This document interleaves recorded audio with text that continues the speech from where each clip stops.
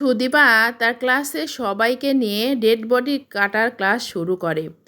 এদিকে সুদীপার মেডিকেল স্যারের কাছে কুন্তলা আসে, এসে সুদীপার বিরুদ্ধে উস্কাতে থাকে, উস্কে সেখান থেকে চলে যায়। যখন সুদীপার ক্লাসটা শেষ হয়ে যায় তার স্যারের সাথে দেখা হয়, তখন সুদীপা তার স্যারকে বলে, স্যার সেদিনের জন্য অনেক ধন্যবাদ। তখন সুদীপা স্যার বলে যে তোমার সঙ্গে আমার কিছু কথা আছে, তুমি কি পাশের ক্যাফেতে আসতে পারবে? তখন সুদীপা বলে খুবই কি জরুরি? তখন সুদীপা স্যার বলে হ্যাঁ। তখন তারা পাশের ক্যাফে সুদীপা স্যারের সঙ্গে দেখা করতে যায়। তখন সুদীপা স্যার তাকে ফুল দিয়ে অভ্যর্থনা জানায়। কুন্তলা পাশ থেকে তাদের ভিডিও করে আদিত্যর কাছে পাঠায় দেয়।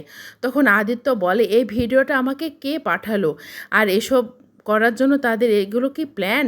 দিয়ে তখন আদিত্য ওই ক্যাফেতে যায়। ক্যাফেতে যেয়ে দেখে যে সুদীপা স্যার বসে আছে, বসে তাকে একটা কার্ড দিচ্ছে সুদীপা মেডিকেলে হোস্টেলে থাকার জন্য। তখন এই কথাটা শুনে আদিত্য সেখান থেকে চলে যায়।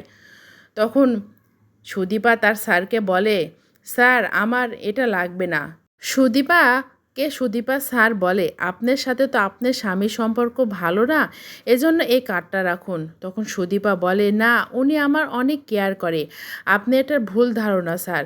আর সেদিনের ওর মাথা ঠিক ছিল না, যদি পরিবারে এরম ঘটনা ঘটে তাহলে কার মাথা বা ঠিক থাকবে বলেন?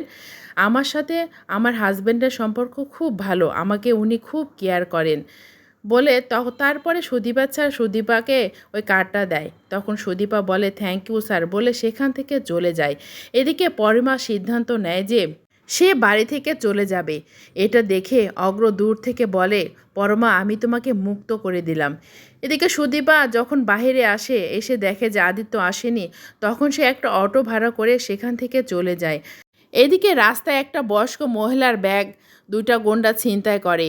এটা আদিত্য দেখতে পায়, দেখতে পেয়ে দুই গুন্ডার ওপর অ্যাটাক করে, তারপর তাদেরকে বেধড়ক মারতে শুরু করে।